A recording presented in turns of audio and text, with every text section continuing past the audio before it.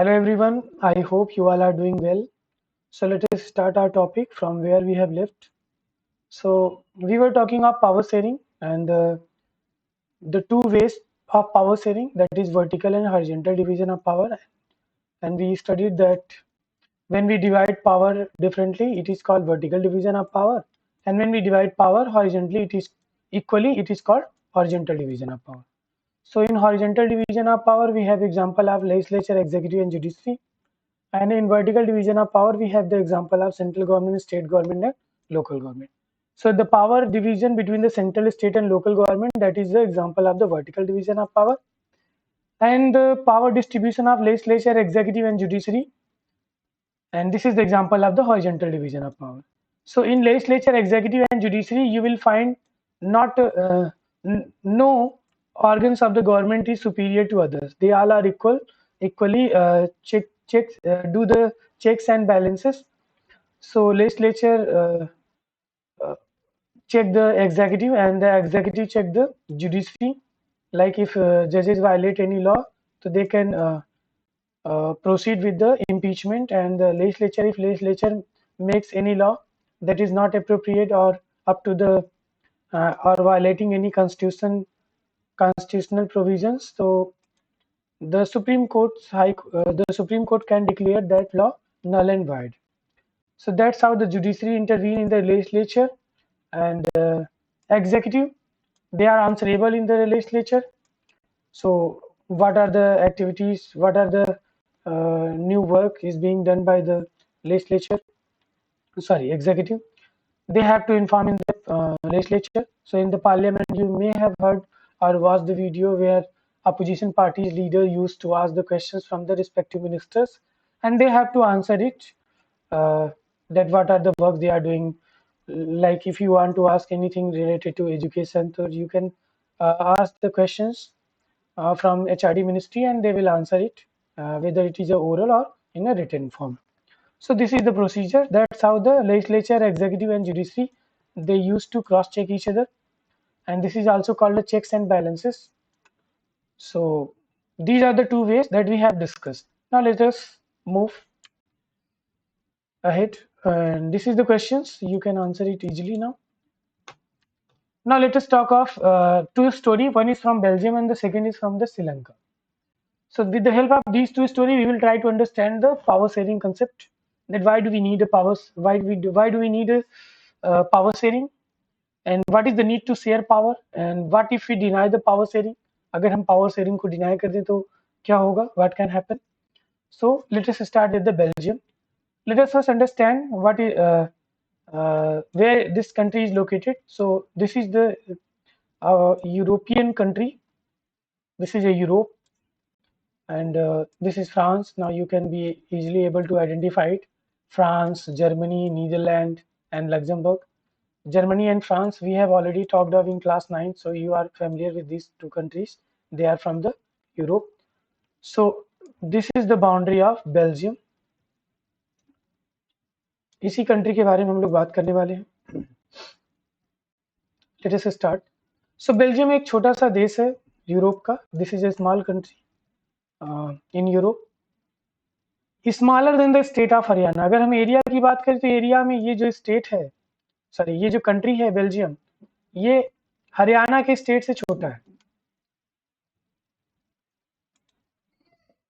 तो smaller than the state of Haryana. अगर हम बॉर्डर की बात करें तो देखो आप, नॉर्थ में ये बॉर्डर है इसका नीदरलैंड के साथ, फिर जर्मनी, देन लग्जमबर्ग. देखो ये लग्जमबर्ग छोटा सा देश है, small country, and then this is a France. So Belgium share borders with Netherlands, Germany, Luxembourg and France. अगर हम पॉपुलेशन की बात करें, what is the population of this country, तो little over 1 crore. And if you compare it with Haryana, so it has a near about half of the population of Haryana. So we have in Haryana 2 crore population, and 1 crore population is of Belgium. So near about half the population of Haryana. Now let us talk of other aspects. What was the causes? So this is the questions. You can answer it now easily. Belgium, ये word आपको हमने बताया था ethnic. Ethnic यहाँ पे ethnicity को हमने कहा था कि when society divided on the basis of language, religion, caste, culture, so it is called ethnicity. And here we are going to talk of language. Language के बेसिस पे जो कंपोजिशन है यहाँ पे हम इसकी बात करने वाले हैं, और जो एथनिसिटी है यहाँ पे वो लैंग्वेज के बेसिस पे है। तो लेट अस स्टार्ट।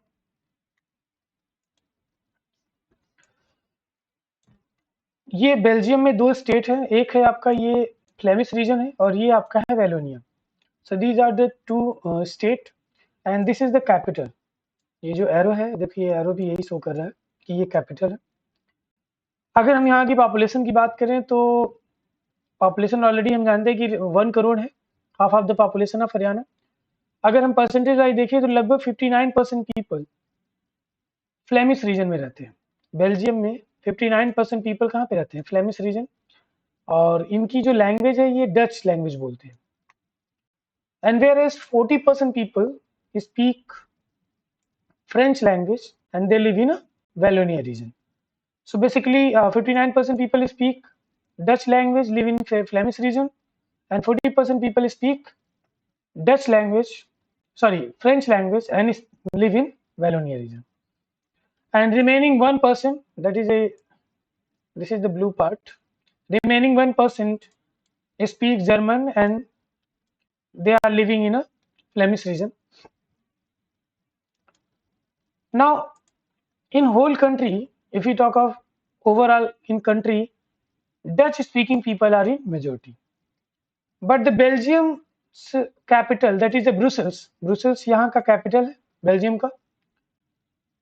यहाँ पे थोड़ी सी केस अलग है। यहाँ पे देखो आप 80% people lives in Brussels speak French language and 20% people who lives in Brussels speak Dutch language. So basically in whole country Dutch speaking people are in majority, but in capital French speaking people are in majority. That is the case. And that is the reason of conflict. So what was the causes of conflict in Belgium? Let us see. So ये इस पे based questions हैं. You will be easily able to understand, do it. There are two main causes for conflict. The first is the minority French-speaking people were relatively rich and powerful. What do I mean by rich? Rich means they are economically prosperous as compared to Dutch-speaking people, and powerful means they were educationally way ahead from the Dutch-speaking people. So obviously, those who have money and are educated will be a powerful. तो minority यहाँ पे बोला गया, minority का मतलब है because they are just 40%। तो अगर हम कंपेयर करें डच स्पीकिंग कम्युनिटी से तो इनकी संख्या जो है वो कम है। तो that is why the word minority being used here. Minority word बना है माइनर से, माइनर का मतलब होता है जिनकी संख्या कम हो। एंड दूसरा रीजन ये था कि डच स्पीकिंग पीपल जो थे उनको इकोनॉमिक डेवलपमेंट का जो बेनिफिट है, एजुकेशन की जो बेनिफिट है वो बहुत बाद में मिला, and that was the reason of conflict. So this was the story of the Belgium. Let us talk of Sri Lanka. And ये इस पे बेस्ड क्वेश्चन है, इसको आप कर लेंगे। Now let us talk of Sri Lanka. Sri Lanka की condition क्या है? तो let us understand the geographical condition. तो ये एक आइलैंड नेशन है। It is surrounded by the water and that is why it is called island. और अगर हम तमिलनाडु से देखें, देखो ये इंडिया का स्टेट है तमिलनाडु, तमिलनाडु से कुछ ही दूर पे है, just a few kilometre off the southern coast of Tamil Nadu. तो तमिलनाडु का जो सदर्न कोस्ट है उससे कुछ ही दूरी पे है। श्रीलंका, अगर आपने रामायण देखी हो तो वहाँ पे लंका वर्ड यूज हुआ था, ये वही लंका है जिसको आज श्रीलंका बोलते हैं। और ये देखो राम सेतु जो आपने रामायण में सुना होगा। नाउ पॉपुलेशन की बात करें तो लगभग 2 crore population, near about 2 crore population, about the same as in Haryana. तो हरियाणा की भी पॉपुलेशन 2 करोड़ है और यहाँ की श्रीलंका की भी पॉपुलेशन जो है वो 2 करोड़ है, और लगभग हाफ पॉपुलेशन थी बेल्जियम की अगर हम हरियाणा से कंपेयर किए थे तो। ये तो हो गया इसका जियोग्राफी और ये हो गया इसका पॉपुलेशन। और ये इस पे बेस्ड क्वेश्चन है, इसको आप सॉल्व कर लीजिएगा।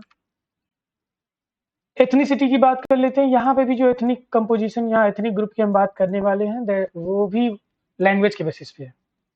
और अगर आप देखो शेयर पे बेसिस, तो देखो यहाँ पे 74% है। जो डिवीजन है 74%, 18% एंड 7%। बेल्जियम में तो 59% था। श्रीलंका की कंडीशन और ज़्यादा है। यहाँ पे 74% लोग जो है वो श्रीलंका की एक लैंग्वेज है सिन्हाला, ये लैंग्वेज बोलने वाले लोग लगभग 74% है। और ये जो 74% जो सिन्हाला स्पीकर्स हैं, दे आर मोस्टली बुद्धिस्ट। ये मैक्सिमम जो है वो बुद्धिस्ट लैंग्वेज को बोलते हैं। And there are 18% who speak Tamil language, and they are basically either Hindu or Muslim. So there are basically two groups. One is 74% that speaks Sinhala language, and they are mostly Buddhist. Second is 18% that speaks Tamil language, and they are either Muslim or Hindu. And there are other categories, 7% who speaks both Sinhala and Tamil, and they are the follower of the Christians. So they are Christians. And in 18% Tamil speaker, there are two categories, 13 plus 5. So 13% are Sri Lankan Tamil and 18% are Indian Tamils. So what is the difference between Indian Tamils and Sri Lankan Tamils? तो Indian Tamil जो है वो during the colonial period when Britishers were in India, so they took some laborers from India, from Tamil Nadu as a labor, as a plantation workers, and वहाँ पे ले जाके वो श्रीलंका में काम करवाते थे उनसे। और जब कॉलोनी से हम लोग जब हमें इंडिपेंडेंस मिला, व्हेन वी गॉट इंडिपेंडेंस, तो वहाँ पे जो लोग गए थे वो वहीं पे सेटल डाउन हो गए। और इस तरह से ये इंडियन जो तमिल हैं, इनके फोर फादर इंडिया से आए थे, इसलिए इनको इंडियन तमिल बोलते हैं। और इस श्रीलंकन तमिल्स यहाँ के नेटिव तमिल्स थे। So this is the basic difference. तो ये हो गया आपका एथनिक कंपोजिशन। ये इसके बेस्ड क्वेश्चंस हैं, आप इसको कर लीजिएगा। It's very easy. Now let us see, Sri Lanka में एक अप्रोच लिया गया था जिसको बोला गया majoritarianism approach. Let me make you clear कि मेजोरिटेरियनिज्म का मतलब क्या है। मेजोरिटेरियन वर्ड जो है ये बना है मेजोरिटी से। मेजोरिटी का मतलब होता है ज़्यादा, जिनकी संख्या ज़्यादा हो। तो मेजोरिटेरियनिज्म का मतलब यहाँ पे जो गवर्नमेंट थी, उन्होंने ऐसे पॉलिसीज, ऐसे रूल एंड रेगुलेशंस को फॉलो किया जो केवल और केवल मेजोरिटी कम्युनिटी को ही फेवर कर रहा था। सो मेजोरिटी कम्युनिटी को फेवर कर था। मेजोरिटी में थे कौन वहाँ पे? मेजोरिटी में थे सिन्हाला स्पीकर्स। तो ये जो है उन्हीं को फेवर कर रहा था। तो 1956 में एक एक्ट पास हुआ जिसमें सिन्हाला को ऑफिशियल लैंग्वेज रिकॉग्नाइज किया गया। इस तरह से तमिल स्पीकर्स यहाँ पे काफ़ी डिसअपॉइंट हुए जब इन्होंने कहा कि केवल ऑफिशियल जो वर्क है, ऑफिशियल वर्क का मतलब हो गया, ऑफिशियल लैंग्वेज का मतलब हो गया कि गवर्नमेंट के जितने भी काम होंगे वो सब उसी लैंग्वेज में होते हैं। तो अगर गवर्नमेंट ने कहा कि सिन्हाला ऑफिशियल लैंग्वेज है, इसका मतलब है अगर आपको गवर्नमेंट में कोई काम करना है, गवर्नमेंट कर्मचारी हैं, आप गवर्नमेंट वर्कर हैं, तो आपको सारा काम सिन्हाला लैंग्वेज में करना पड़ेगा। तो इस तरह से सिन्हाला को फेवर किया गया 1956 में एक लॉ बना के। फिर उसके बाद लगातार गवर्नमेंट ने जो भी पॉलिसी बनाई वो केवल और केवल सिन्हाला को ही फेवर कर रहा था। जैसे the government follow preferential policy that favour university position and government job. अगर आपको गवर्नमेंट जॉब पाना है तो अगर आप सिन्हाला स्पीकर्स हैं तो आपको गवर्नमेंट ज़्यादा फेवर करेगी, आपको जल्दी जॉब मिल जाएगी। यूनिवर्सिटी में अगर आपको एडमिशन लेना है तो भी वहाँ पे फेवर किया जाएगा, किसको? सिन्हाला स्पीकर्स को। और उसके बाद गवर्नमेंट ने एक और लॉ पास किया, उसमें इन्होंने कहा कि जो गवर्नमेंट है वो बुद्धिस्ट, चूंकि जानते हो आपकी 74% जो सिन्हाला स्पीकर्स थे दे ऑल वर बुद्धिस्ट। तो गवर्नमेंट ने एक लॉ पास किया कि जितने जो गवर्नमेंट खर्च करेगी, पैसे खर्च करेगी बुद्धिज्म को प्रोटेक्ट करने के लिए और इनका प्रचार प्रसार करने के लिए, यानी बौद्ध रिलीजन को प्रचार करने के लिए उनका जो भी खर्च आएगा, जो भी चीज़ें रिक्वायर्ड होंगी, जो भी रिसोर्सेज की जरूरत होगी, that will be funded by the government. और इन सारी चीज़ों से जो तमिल थे वो नाराज हो गए, कोई भी नाराज होगा।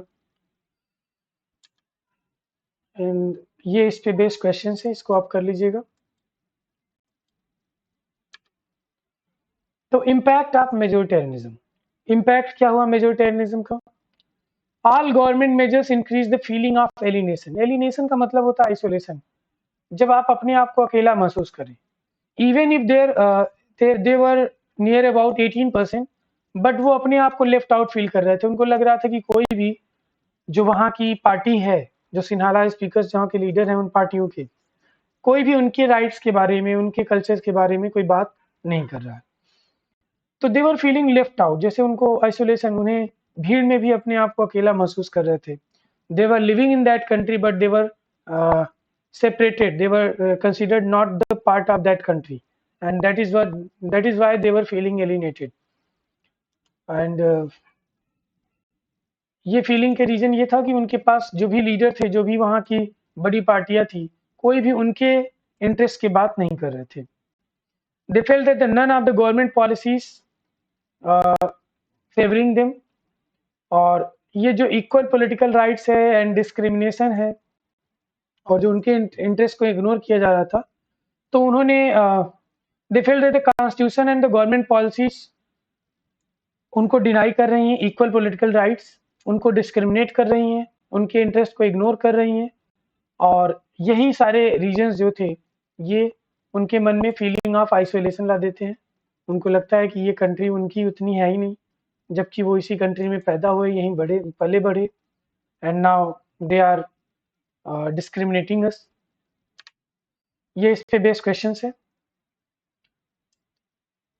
अगर आपसे एक लाइन में क्वेश्चन पूछा जाए कि what was the impact of majoritarianism, तो आप बोलेंगे जस्ट एक लाइन में कि it created the feeling of alienation among Tamils.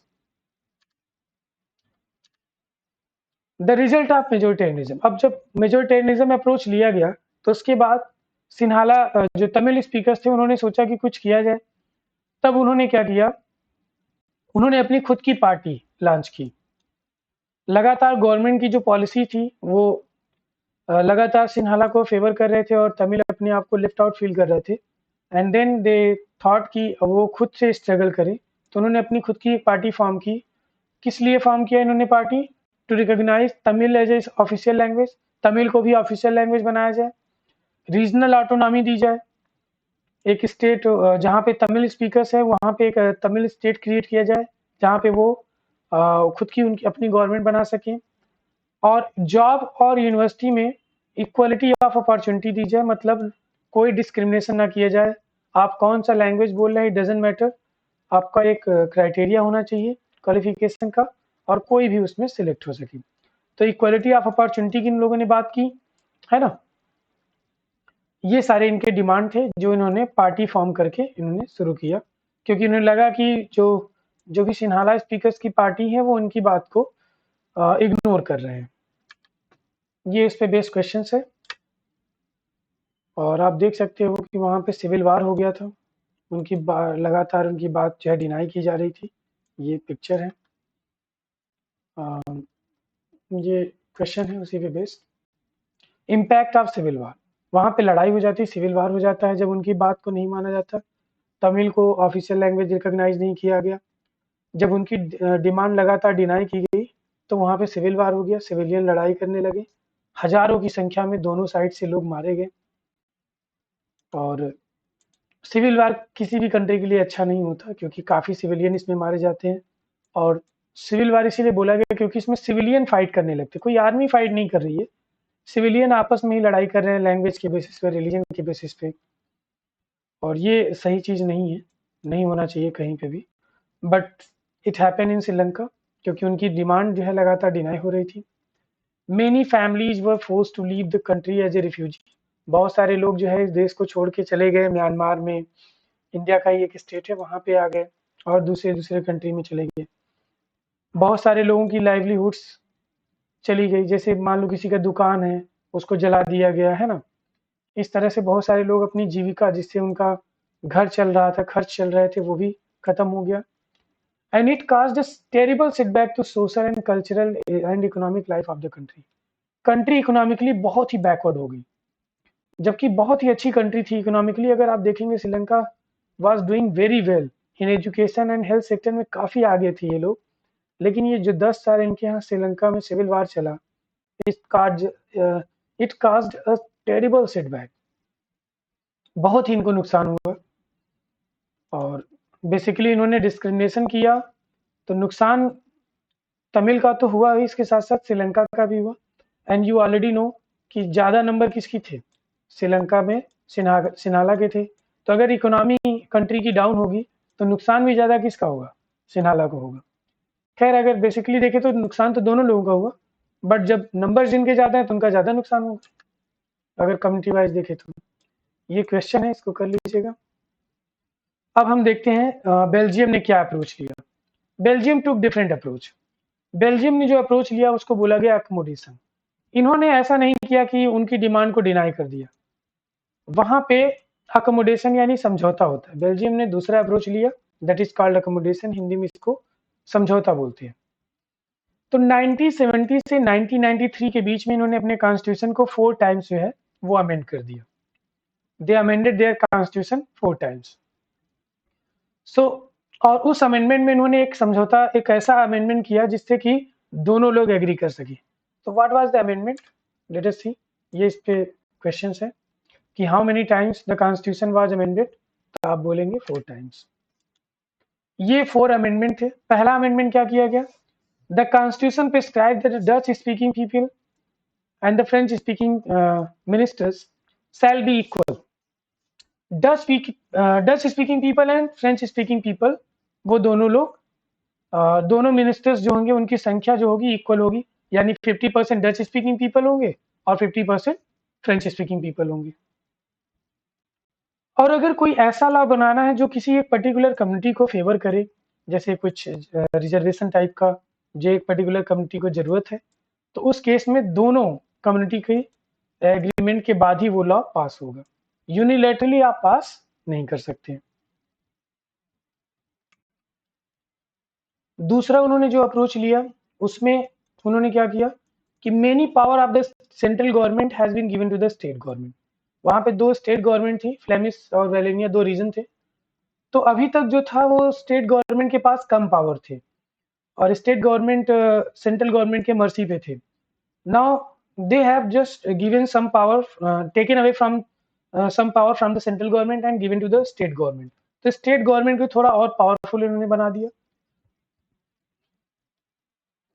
उसके बाद ये दूसरा इन्होंने चेंज किया था। तीसरा, बेल्जियम में जो ब्रुसेल्स था वो कैपिटल था, तो ब्रुसेल्स के लिए इन्होंने क्या किया, यहाँ पे भी इक्वल रिप्रेजेंटेशन का सिस्टम लाया।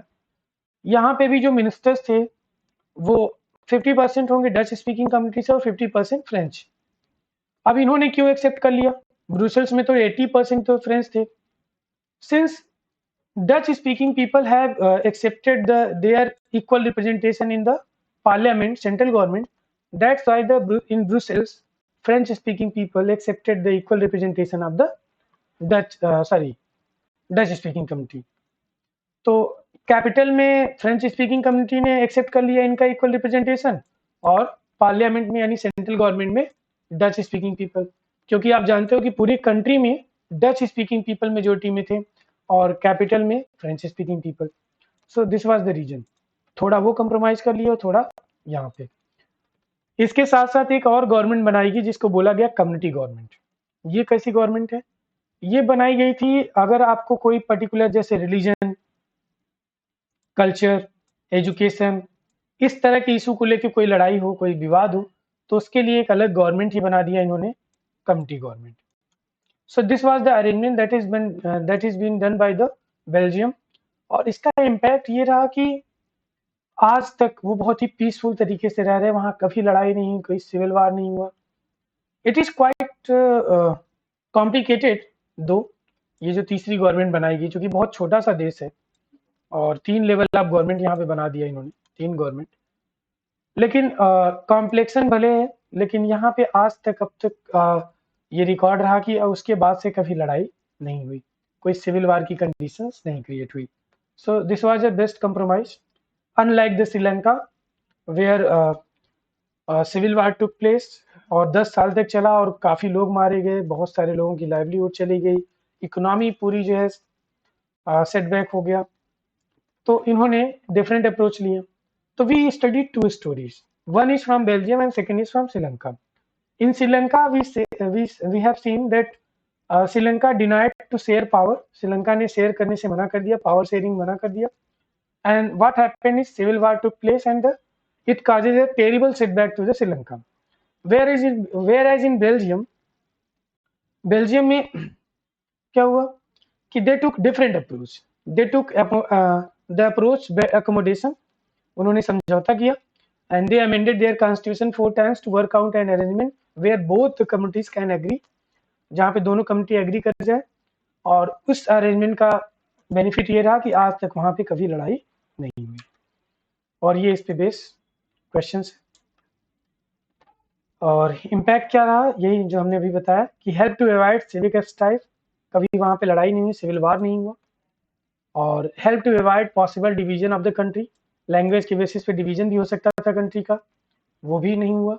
एंड जब यूरोपियन यूनियन, जब यूरोप को एक यूनियन के रूप में बनाया गया, यूरोपियन यूनियन इसलिए बनाया गया क्योंकि यूरोप में बहुत छोटे छोटे देश थे, तो लगा कि अगर आप इंडिविजुअल रहेंगे तो बहुत ही कम आपकी वैल्यू रहेगी, और इसलिए इन्होंने एक अपना यूनियन तैयार किया, यूरोपियन यूनियन इसको बोला गया, EU.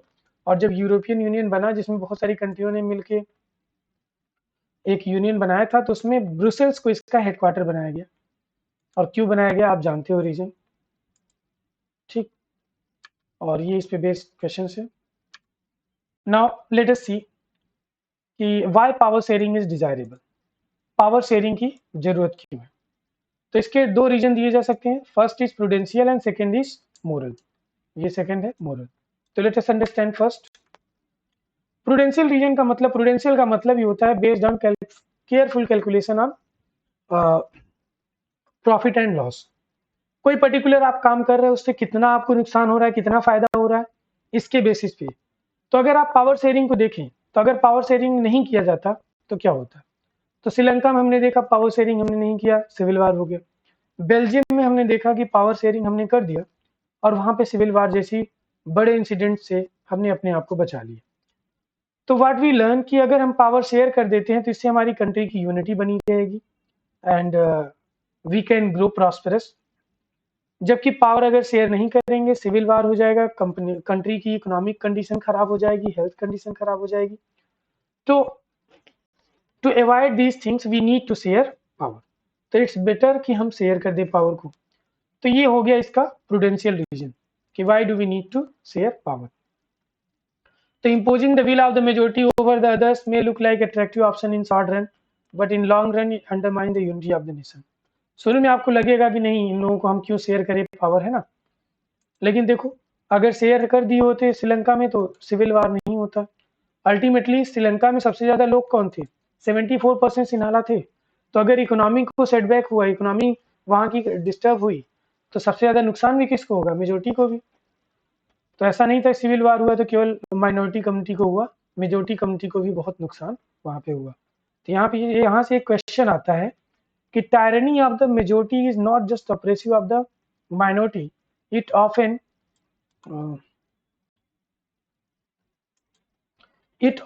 Brings ruin to the majority as well. जब आप टायरनी, जब आप तानाशाह हो जाते हैं, एब्सोल्यूट पावर यूज करने लगते हैं और माइनॉरिटी को अप्रेस करते हैं, तो ये केवल माइनॉरिटी के लिए नुकसान नहीं होता है, इसमें मेजोरिटी का भी नुकसान होता है. और आपने देखा किस तरह से नुकसान हुआ, सिविल वार हो गया. सो प्रूडेंशियल रीजन किस चीज पे स्ट्रेच करता है कि आप पावर को शेयर करिए अगर आपको अच्छा आउटकम चाहिए. तो अगर आप if you need good outcomes you need to share power, and this is the prudential reason. Now second is the moral reason. Moral reason क्या है, मोरल रीजन बोला गया कि power sharing is the very spirit of democracy. Let us understand कि what do I mean by spirit. देखो spirit का मतलब होता है सोल. जैसे आपकी बॉडी में स्पिरिट है तभी आप जिंदा हो. और अगर स्पिरिट आपके अगर बॉडी से आत्मा निकल जाए, स्पिरिट निकाल दिया जाए, तो फिर आपकी बॉडी काम नहीं करेगी, फंक्शन नहीं करेंगी, and you will be declared dead. उसी प्रकार जैसे कंप्यूटर में सॉफ्टवेयर है, अगर सॉफ्टवेयर निकाल दो तो कंप्यूटर काम ही नहीं करेगा, जो वो उसका फिजिकल स्ट्रक्चर किसी काम का नहीं रहेगा, उसको भी हम डेड ही मान सकते हैं. सेम उसी प्रकार से अगर आप देखो डेमोक्रेसी में अगर आप पावर को शेयर नहीं करते हो तो वो भी एक प्रकार से डेड हो जाएगा. कैसे? क्योंकि डेमोक्रेसी में अगर आप पावर शेयर नहीं करोगे तो डेमोक्रेसी वर्ड ही बना है डेमो प्लस क्रेसी। डेमो का मतलब होता है पीपल, तो पीपल की गवर्नमेंट मतलब लोग इसको इलेक्ट कर रहे हैं, तो लोगों के बीच में पावर शेयर होता है। सो पावर शेयरिंग को अगर हमने कहा कि वेरी स्पिरिट ऑफ डेमोक्रेसी, तो इसका सिंपल सा मतलब ये है कि बिना इसके डेमोक्रेसी डेमोक्रेसी सर्वाइव ही नहीं कर सकती। क्योंकि आपको मालूम है अगर आप पावर शेयर करना बंद कर देंगे, if you are not sharing power with the people, how can you call it a people's government? So it is not possible to call any government people's government without sharing power with them, and that is why it is called a spirit of a democracy. तो इसको democracy का spirit बोला गया। अगर आप power sharing को हटा दो डेमोक्रेसी से, तो डेमोक्रेसी डेड है। डेमोक्रेसी रह ही नहीं सकता, क्योंकि बिना पावर शेयरिंग के आप डेमोक्रेसी क्लेम ही नहीं कर सकते, क्योंकि आपको जब मालूम है demo means people and cracy means rule by. तो डेमो का मतलब होता है पीपल, तो जहां पे पावर किसके हाथ में हो, पीपल के पास, जहां पे सुप्रीम कौन हो, पीपल हो, उसी को हम डेमोक्रेसी बोलते हैं। And if you are denying the sharing of power, how can you call it a democracy? And that is why this line is used here, that power sharing is the very spirit of a democracy. तो इसमें आप power share करते हो उनके साथ जिनके लिए rule बना रहे हो, और जो लोग रूल बना रहे हैं, तो दोनों के बीच में एक कॉमन अंडरस्टैंडिंग होनी चाहिए, एक शेयर होना चाहिए पावर। ऐसा नहीं कि आप कुछ भी रूल बना दो, आपको पावर मिला है रूल बनाने के लिए, तो ये इसका लेजिटिमेट या मोरल रीजन है पावर शेयरिंग का। तो अगर आपसे पूछा जाए why power sharing is desirable, तो you have to answer in 2 points, one is prudential and second is moral. So moral reason किस चीज पे एम्फेसिस करता है? The very act of power sharing is valuable. इसमें ये कहा गया कि पावर शेयरिंग बहुत ही इंपॉर्टेंट है, क्योंकि बिना इसके तो डेमोक्रेसी सर्वाइव नहीं कर सकती। तो नाउ यू कैन अंडरस्टैंड कि अगर कहीं पे पावर शेयर नहीं हो रहा है, that means it that government is not a democratic government. तो ये हो गया आपका power sharing, why power sharing is desirable. अब इस पे बेस्ड कुछ क्वेश्चन है, इसको देख लीजिए।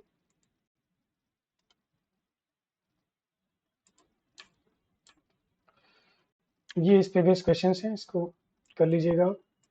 It's very easy now. Now let us talk of the last point, forms of power sharing.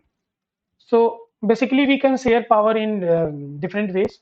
So there are two ways that I have already taught you. The first is vertical and second is oral, sorry, horizontal. तो horizontal division ये है आपका legislature, executive and judiciary. When power is divided equally among legislature, executive and judiciary, it is called vertical division, sorry, horizontal division of power. अब ये कहीं पे भी, अगर आपको कहीं पे भी आपकी फैमिली में अगर पावर डिस्ट्रीब्यूटेड है इक्वली, तो उसे आप हॉरिजेंटल बोल सकते हैं। जैसे आप स्टूडेंट हो, आपका जो दोस्त है वो भी स्टूडेंट है क्लास 10th का, तो दोनों के बीच जो दोनों के पास जो पावर है वो इक्वल है। एज ए स्टूडेंट जितनी पावर आपके पास है उतनी पावर उसके पास भी है। तो इस तरह से ये जो है यहाँ पे जो पावर का डिवीजन है वो हॉरिजेंटल है। अब वर्टिकल डिवीजन ऑफ पावर क्या है? जैसे आपकी फैमिली में आपके पापा, अगर आपके फादर हैं, उनके पास सबसे ज़्यादा पावर होगा, उसके बाद आपकी मम्मी, उसके बाद अगर आपका कोई बड़ा भाई है वो, फिर आप। तो इस तरह से यहाँ पे जो पावर का डिस्ट्रीब्यूशन है ये वर्टिकल है। तो आप कहीं पे भी देखेंगे तो पावर दो तरह से डिवाइडेड होता है, एक वर्टिकल और एक हॉरिजेंटल। तो when power is divided equally it is called horizontal, and when power is divided vertically, sorry differently, it is called vertical division of power. आप अपने स्कूल में भी देख लो, सबसे ज़्यादा पावरफुल अगर हम स्कूल में भी देखें तो प्रिंसिपल मैम, उससे उसके बाद टीचर्स एंड देन स्टूडेंट्स, ये आपका वर्टिकल डिवीजन हो गया। अगर आप इसको हॉरिजेंटली देखो तो टीचर्स के बीच में जो पावर का डिस्ट्रीब्यूशन है वो हॉरिजेंटल है, स्टूडेंट्स के बीच में जो पावर का डिस्ट्रीब्यूशन है वो हॉरिजेंटल है।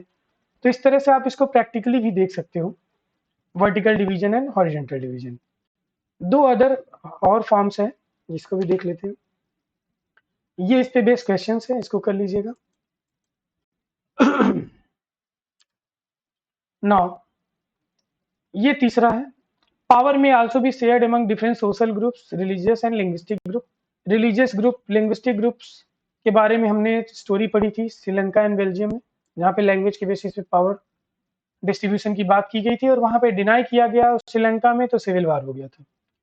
तो पावर हम शेयर करते हैं अलग अलग लैंग्वेज के बेसिस, लैंग्वेज के ग्रुप में, जैसे इंडिया में देखो तो 22 लैंग्वेजेस को रिकॉग्नाइज किया गया है कि 22 लैंग्वेजेस में काम हो सकते हैं, और जहाँ पे भी देखेंगे जैसे तमिल में आप जाएंगे तो वहाँ पे तमिल, हिंदी और इंग्लिश लैंग्वेज में काम होता है। जनरली 3 लैंग्वेज को प्रेफर किया गया है हर एक स्टेट में ऑफिशियल पर्पज के लिए, जिससे कि हर एक जो सिटीजन है वो उसमें कंफर्टेबल हो। तो पावर में भी shared in religious and linguistic group, तो लिंग्विस्टिक एंड रिलीजियस ग्रुप के बीच में भी आप इंडिया में देखो कि हमारे कंट्री का कोई रिलीजन नहीं है। हम भले ही हिंदू मेजोरिटी में हैं, लेकिन हमने ये रिकॉग्नाइज नहीं किया कि हिंदू रिलीजन जो है वो ऑफिशियल रिलीजन है। ऐसा नहीं है, कोई भी रिलीजन को हमने ऑफिशियल रिलीजन नहीं बनाया। तो यहाँ पे सबको राइट्स मिले हैं, चाहे वो हिंदू हो, चाहे मुस्लिम हो, चाहे वो क्रिश्चियन हो, चाहे वो सिख हो, जैन हो, बौद्ध हो, कोई भी अपने रिलीजन को प्रैक्टिस कर सकते हैं, प्रोपागेट कर सकते हैं। सबके बीच में जो पावर का डिस्ट्रीब्यूशन है वो इक्वल है। जो पावर हिंदू रिलीजन को है वही मुस्लिम को भी, वही क्रिश्चियन को भी है। और सेम वैसे जो हिंदी लैंग्वेज बोलने वाले हिंदी लैंग्वेज बोलने वाले के पास जो पावर है वही तमिल के पास भी है, वही उड़िया के पास भी है, वही मराठी के पास भी है। इसी प्रकार से अगर हम देखें तो दूसरा फोर्थ है आपका, फोर्थ पावर शेयरिंग अरेंजमेंट है आपका political parties and pressure groups. Pressure groups उनको बोलते हैं जो गवर्नमेंट को प्रेशराइज करते हैं। जैसे किसान आंदोलन चल रहा है, लगातार किसान जो है वो आंदोलन कर रहे हैं कि वो 3 जो अमेंडमेंट बिल है उनको वापस लिया जाए। तो प्रेशर का मतलब है कि जो गवर्नमेंट को प्रेशराइज कर दे, जो गवर्नमेंट पे दबाव डाले। जैसे बहुत दिन पहले शिक्षा मित्र ने गवर्नमेंट पे दबाव डाला था कि उनको परमानेंट किया जाए। वो बहुत दिन से काम कर रहे हैं, पढ़ा रहे हैं, और बाद में गवर्नमेंट ने प्रेशर में आके मुलायम सिंह की उस समय गवर्नमेंट थी, उन्होंने परमानेंट कर दिया। बाद में सुप्रीम कोर्ट ने इसको इनवैलिड डिक्लेयर किया, क्योंकि इंडिया में जो टीचर्स की मिनिमम एलिजिबिलिटी है वो है बीएड, और वो लोग बिना बीएड थे। तो इसलिए उन्होंने कहा कि अगर आप बीएड करके टेट वगैरह अगर क्वालिफाई रहेंगे तभी आपको टीचर बनाया जा सकता है, बिना मिनिमम एलिजिबिलिटी के आपको टीचर नहीं बनाया जा सकता। तो उनकी जो वैकेंसी थी जो उनको परमानेंट किया गया था उसको रद्द कर दिया गया सुप्रीम कोर्ट के द्वारा। तो ये डिसीजन लिया गया था सुप्रीम कोर्ट के द्वारा। तो ये इस तरह से वहाँ पे शिक्षा मित्र ने प्रेशराइज किया था गवर्नमेंट को। ऐसे आप देखिए रेलवे वर्कर्स, अभी कुछ दिन पहले जो इलेक्ट्रिसिटी को लेके इलेक्ट्रिसिटी को प्राइवेटाइज किया जा रहा था, तो उन्होंने जो है हड़ताल किया था। तो वो भी प्रेशराइज किए गवर्नमेंट को, बाद में गवर्नमेंट ने उस चीज़ को वापस ले लिया, उस बिल को। तो इस तरह से जो गवर्नमेंट को प्रेशराइज करते हैं उसी को बोलते हैं प्रेशर ग्रुप। तो प्रेशराइज क्यों, कैसे गवर्नमेंट प्रेशराइज हो जाती है, क्यों गवर्नमेंट इनकी बात को मान लेती है? क्योंकि उन्हें मालूम है कि after 5 years they again have to go to them to ask for the vote. Voting के लिए उन्हें फिर 5 साल बाद जाना है, तो they are answerable to the people, and in a democracy people are supreme. तो that's why they get pressurised when people demand something. और जब लोग डिमांड करते हैं किसी चीज़ की, और जब गवर्नमेंट देखती है कि जो है लोग ज़्यादा इन्वॉल्व हो गए हैं, बहुत ज़्यादा एक मूवमेंट चलता है, तब जो है गवर्नमेंट प्रेशर में आ जाती है और उनकी डिमांड को मान लिया जाता है। तो ये 4 वेज हैं पावर शेयर करने के, जिसको हम लोगों ने पढ़ा। ठीक, और ये इस पे बेस्ड क्वेश्चन हैं, इसको कर लीजिएगा, फॉर्म्स ऑफ पावर शेयरिंग पे। और इसी के साथ आपका ये पूरा चैप्टर कंप्लीट हो गया। आई होप कि आपको ये पूरा क्लियर हो गया होगा। Thank you for watching.